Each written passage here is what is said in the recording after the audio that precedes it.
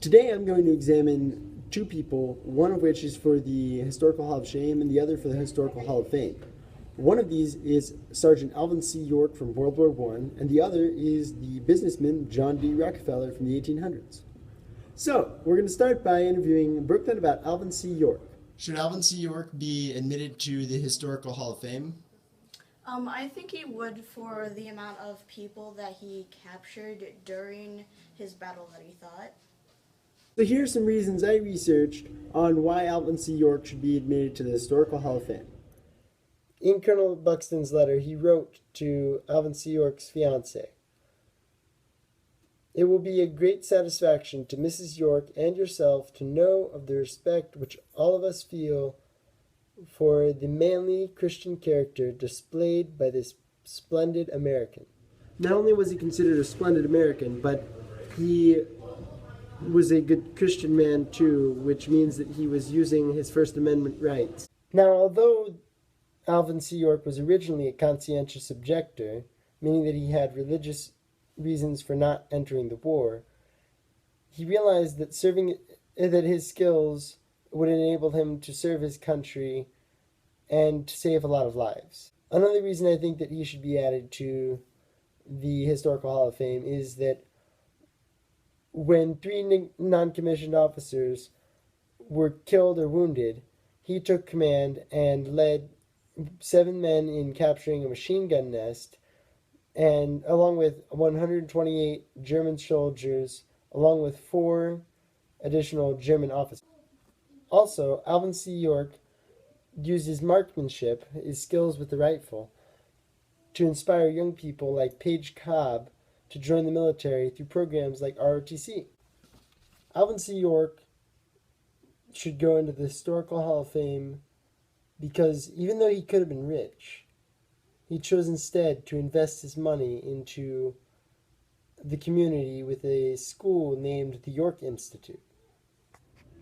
So let's move on and talk about John D. Rockefeller and why he should be put into the Historical Hall of Shame.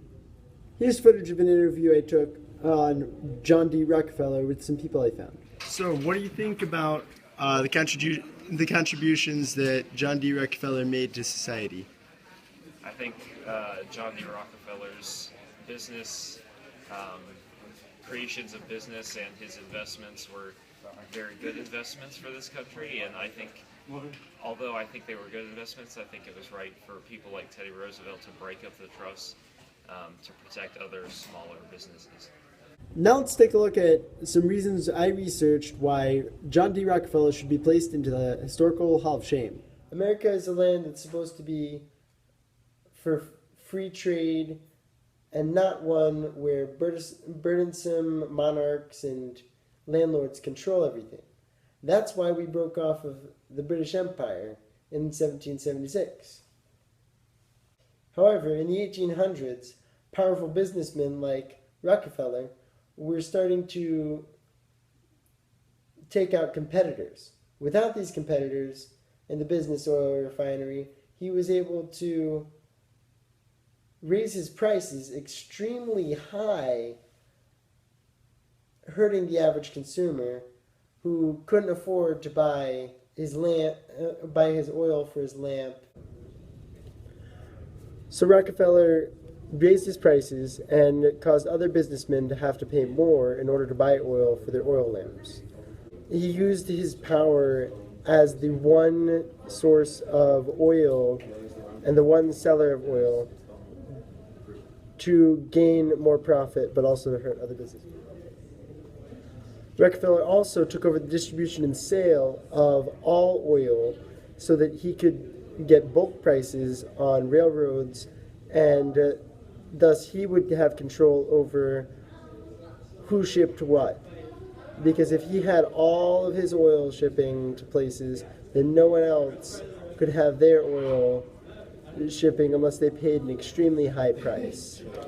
Rockefeller monopolized the market and made it almost impossible for the average consumer to have some success, which is the American dream. So, historically, Rockefeller was a very shameful character. So Rockefeller rose the price of his oil and got a lot of profit, but he didn't spend that to help his workers, which he should have done as an employer of them.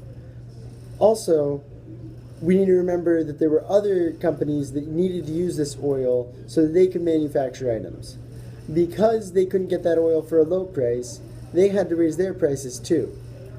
And when they did that, the consumers who were working for Rockefeller, who didn't have any money, couldn't buy the other resources that they needed. In conclusion, I would like to say that John D. Rockefeller hurt the economy by lowering wages, hurting other businessmen, and he also hurt the average consumer. So I think that John D. Rockefeller should be placed in the Historical Hall of Shame. Finally, I will show you my bibliography, which is right here.